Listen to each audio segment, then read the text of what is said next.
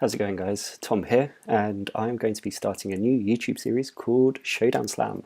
So essentially this is a YouTube series for me to get practicing with competitive Pokemon VGC, something which I have been doing now for just under a year.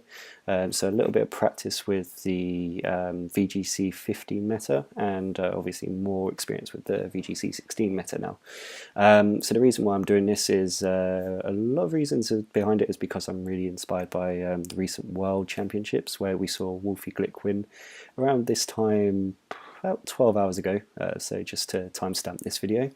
And another reason is because it was my first season and I feel like I did have a decent season by what I was expecting going into this.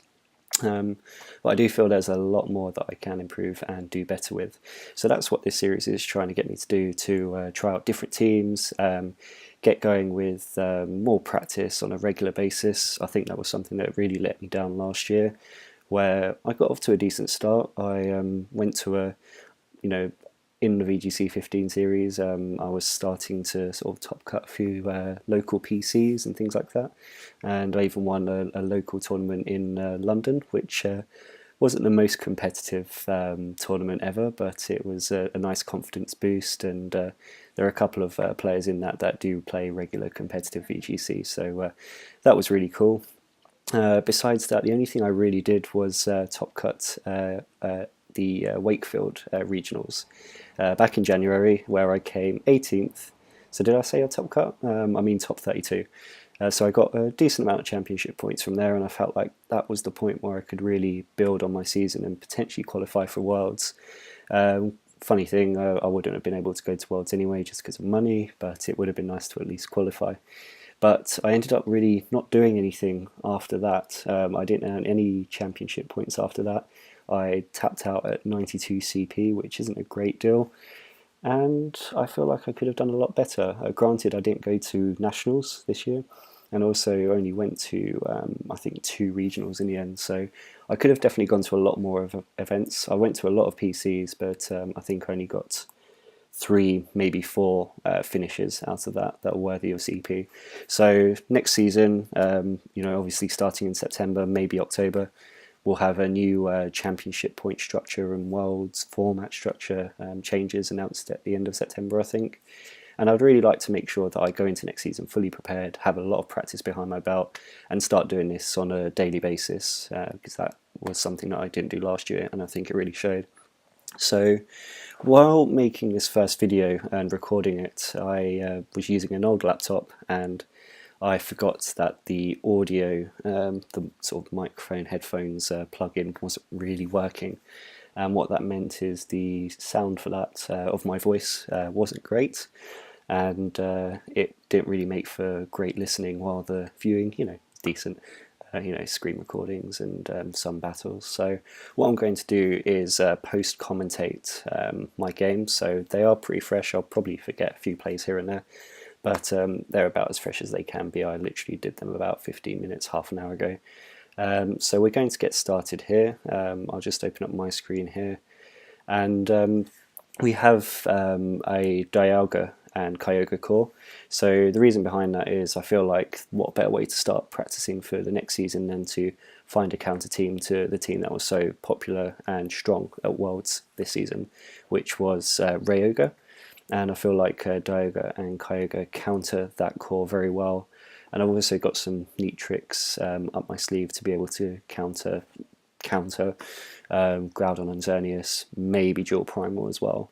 So this was a team that I literally built together in 15 minutes, and not really a great deal of thought process has gone in. So we're starting up at the bottom of the ladder, and what we're going to do is see how far we can climb up the ladder. I will be trying my best to change teams on a regular basis, and get a practice with a variety of different Pokemon, because again, that was something I didn't really do last season, and it's something I'd like to do more of. Make sure I learn what each Pokemon does, experiment with a few different techs, and just boost my knowledge, because again, that was something that was lacking going into some of the bigger events like Sun Coldfield regionals, for example. So just going to get into this now. and we're just going to get into our first battle now, see how we get on. I have started with a fresh account, and so I am right at the bottom of the ladder, no wins, no losses, no points. And we have here quite an interesting team. I remember deliberating over this quite a lot because obviously it's a team you just don't see in this format. I feel like they might have got confused with VGC 15 potentially, but it is a team of Donphan, Hydreigon, Togekiss, Ferrothorn, Muck and Bayonet. So really Togekiss and Ferrothorn, the only Pokemon that you tend to see in this format. Obviously Hydreigon was quite popular last year and in VGC 14, but everything else is not seen at all. So really I wanted to get off to the best start and make sure I picked the right things and didn't, fall flat on my face in my very first match on video. So I started out with, what my idea is to start with a double fake out of Kangaskhan and Meowstic. The idea being I thought maybe there would be some minimize shenanigans with the Muck and maybe the Togekiss with the Scarf flinches and things like that. So I thought at least if I start with Kangaskhan and Meowstic, that puts me in a decent position to at least assess the board position before deciding my next move. And I thought Arcanine would be good here because it was basically my only counter to Ferrothorn, and then I decided to stick with Dialga as well, I believe. Kyogre I didn't think would be that needed in this. Actually no, I did go with Kyogre. Kyogre being good against the Donphan, the Hydreigon and the Togekiss, so it made sense really, and good against everything else apart from the Ferrothorn. It's Dialga I didn't think would be that great. So quite an interesting lead here of Hydreigon and Ferrothorn.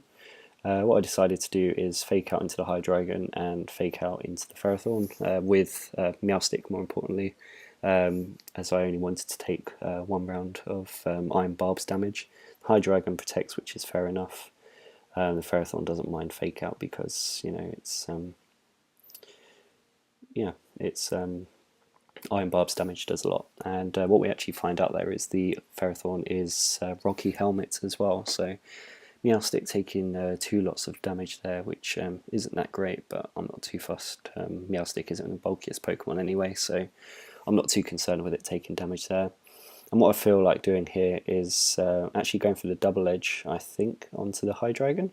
Actually no, I think I might go for the protect here because I wanted to play it safe. We'll see what happens here. I actually can't remember what I do here because pretty much any move here is a decent bet. So what do I do here? Let's see. I think I do go for the protect. Maybe I don't. Oh, the mouse keeps moving over. Yeah, I'll go for the protect. I think the idea being that I want to assess the board position again before making my next move. And I feel like the Arcanine is a good shout here because obviously it's good against the Ferrothorn, gets the Intimidate off as well, stops any physical attacks it has. So the Hydreigon actually goes for a Dark Pulse onto my Arcanine, which has the red card, forcing it to switch out. And Ferrothorn goes for a Thunder Wave, which is quite interesting, onto the Kangaskhan. So I feel like I can go for a Power Up Punch here onto the... I think I'll go for the Donphan because obviously I don't want to take the Iron Barb Sam Rocky Helmet damage. And what I also do is go for the Will-O-Wisp onto the Donphan actually.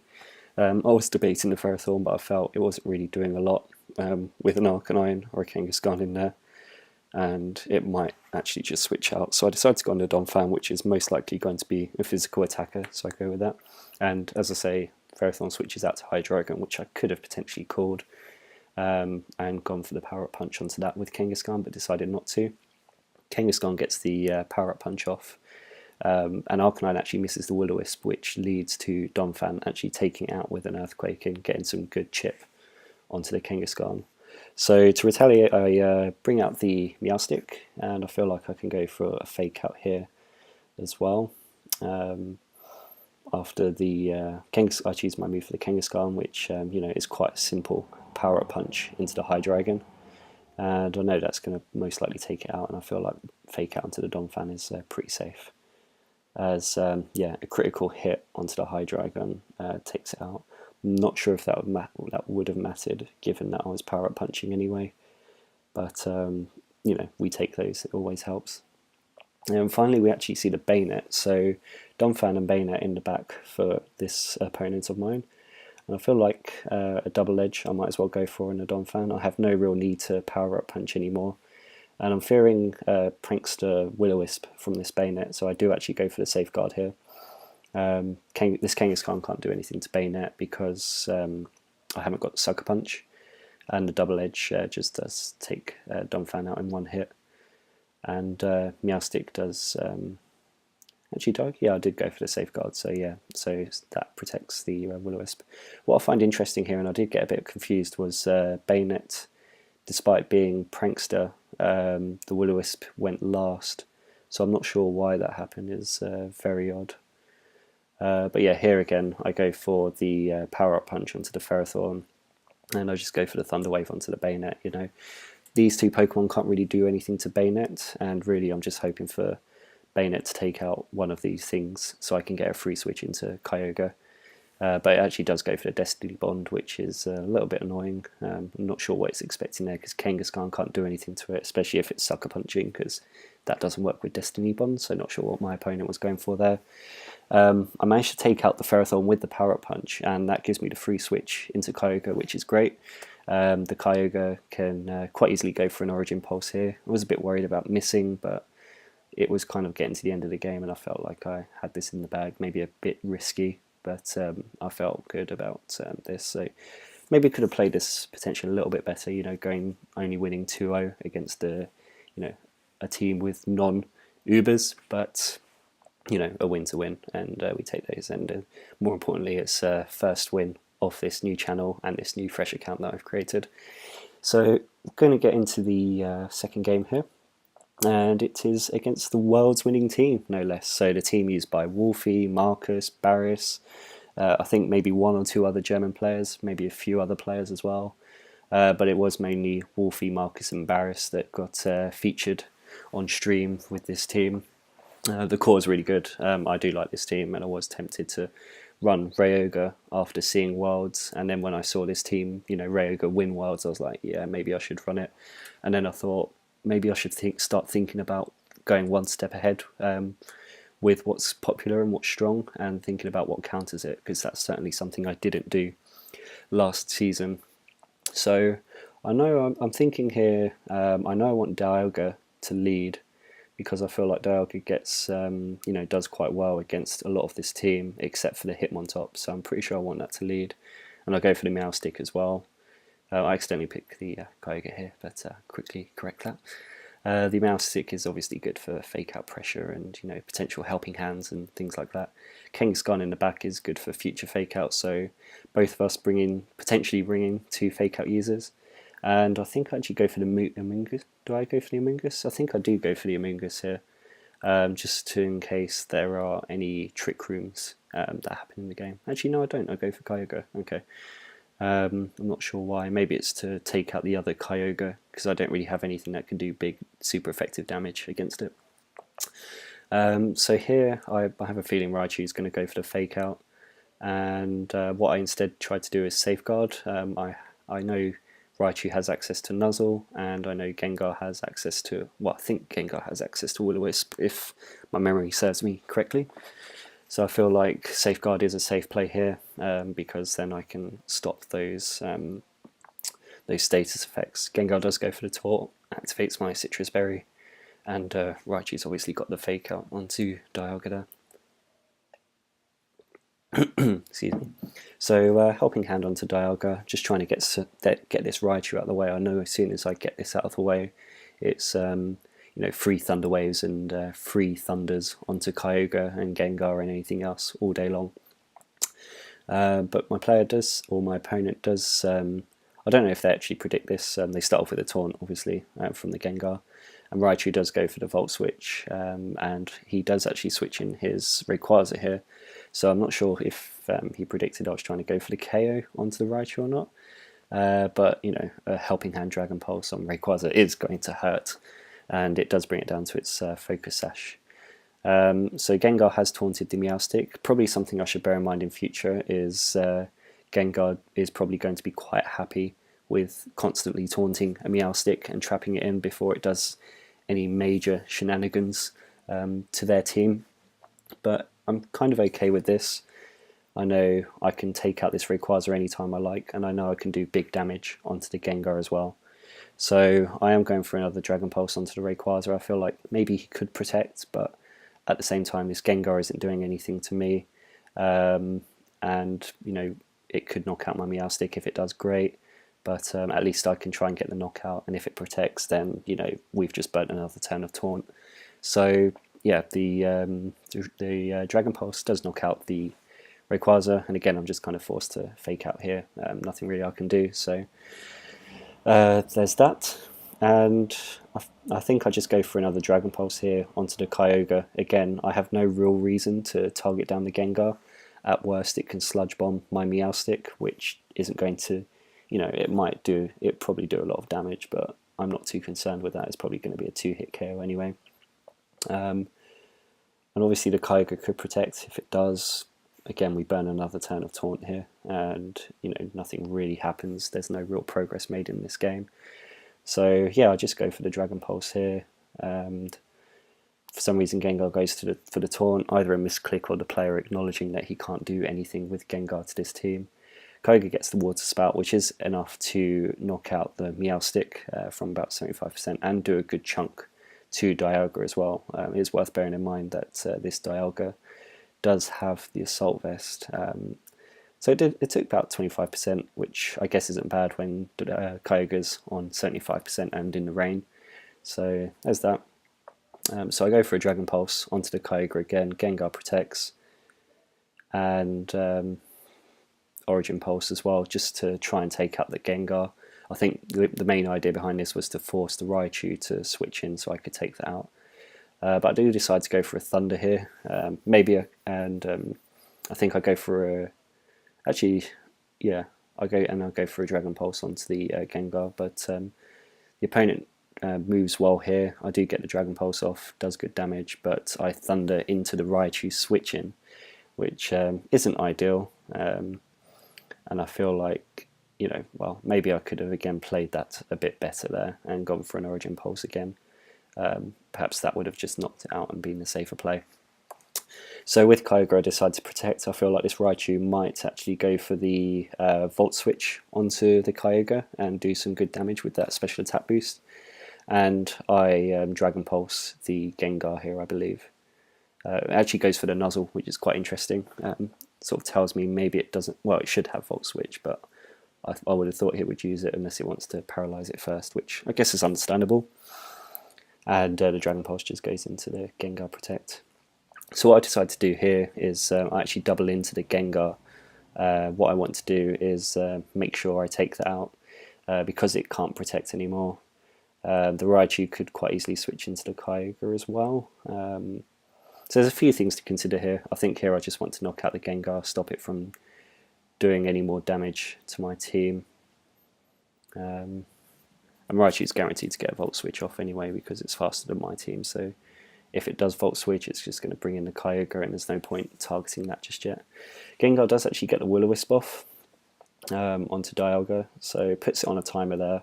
I thought with it being at 13%, I might actually have enough time for one turn, but the Dialga does go down this turn. And what's quite unfortunate as well is I go for the Ice Beam here, which hits the Kyogre, which isn't ideal, but I just wanted to double down on this Gengar and make sure it got knocked out. I think that was the wrong play in the end. What I was thinking was Kyogre would outspeed the Dialga, and the attacks would happen the other way, where I'd end up getting a Dragon Pulse on the Kyogre or the Raichu. But yeah, fairly simple fake out here onto the Kyogre, which protects, which is fine. Raichu also goes for the fake out onto Kangaskhan, and I just get a free Origin Pulse, which does a lot to the Raichu, and you know, takes it down to about 20-25%. So it's quite hard to keep up with this because the screen isn't. It's just a bit choppy. But I go for a power up punch here, I think, onto the Kyogre, and an Ice Beam onto the Raichu, thinking, you know, all I need to do is single target these two Pokemon. Oh no, I go for Protect, which makes sense. It means the Raichu can't nuzzle me. And obviously I go before the Kyogre, so I'm able to take that out with two power-up punches. And then this is just quite an easy clean-up for me, where I can double into the Raichu and you know, win the game. So Raichu can, if for some reason it goes for a nuzzle, it might as well just go for a Volt Switch and try and make this a 1-0. victory to me, but no, it's whatever, it really doesn't matter. So that's the second win in this practice session. I'm going to go for one more battle, and we're just going to search for one more opponent here and see what we come up with. I do think it is actually a dual primal team, but a more interesting dual primal team as it is. So you do get the, I guess, the relatively standard core of Kyogre, Groudon, Kangaskhan and Talonflame. But then you also have two interesting Pokemon that are backing them up in the form of Reuniclus and Heracross. So obviously that's, I'm assuming that's a Trick Room option for the two of those there, where Reuniclus can set up the Trick Room and Heracross comes in and probably acts as a decent counter to the likes of Kangaskhan, maybe even Dialga to an extent. But I'm not really too worried by it, I think. And I do debate sending in, bringing the Arcanine here for the Intimidate on the Heracross, the Groudon, the Kangaskhan, but I don't actually bring it. And I decide to have the Dialga and I think Meowstic as leads in this match. The Fake Out's nice, and the Dialga with the HP Water. If Groudon leads, I can then have Kyogre switch in and then HP Water the Groudon. But I actually have Kangaskhan instead, I guess the better Fake Out user and better all-round Pokemon than Meowstic. I obviously do need to make sure I do have some offensive pressure besides just the Dialga. And I bring Kyogre and I also bring Amoonguss just in case the Reuniclus decides to go for Trick Room. So here I feel like this is a relatively straightforward play from me. What I can do is Dragon Pulse the Kyogre, get some damage onto it if it decides not to protect. I am expecting a Trick Room and a Protect here, but what I want to do is just cover that in case, my opponent thinks I'm going to double into the Reuniclus expecting to protect and then goes for a full-powered Water Spout. So I'm trying to avoid that full-powered Water Spout at all costs because it will do heavy damage to my Kangaskhan. I can't remember if it takes it out. Again, I need to double-check damage calculations and all that. But there is a double protect here, so all of that really doesn't matter. And what I decide to do here is simply double target into the Kyogre. Now I know it has protected, it is pretty safe to just double into it, make sure I clear it off the field and remove it from the battle entirely. So a Dragon Pulse and a Double Edge will be able to do this quite straightforward really. Both of my Pokemon will outspeed this. Dialga isn't the fastest obviously, and it can be outsped by the primals, but I am expecting this to be a slow Kyogre because of the potential for Trick Room with Reuniclus. So Kyogre does actually get an Origin Pulse off, which does KO the Kangaskhan, which is interesting, after the Double Edge chip, of course. And Reuniclus actually uses Psychic here, so actually going for an attack which really doesn't do anything anyway, so I'm not sure why it did that. Maybe it's just trying to make sure it got the KO onto Kangaskhan, I'm not sure. So I'll bring in the Kyogre in place of the Kangaskhan and immediately switch it out for the Amoonguss, expecting a Fake Out onto it. And Kangaskhan does do that, and rather handily it triggers Effect Spore, which is great. And I'm able to get an Aura Sphere off onto the Kangaskhan. So what's great about this Dialga is it's able to get 2-hit KOs on a lot of things, from what I know.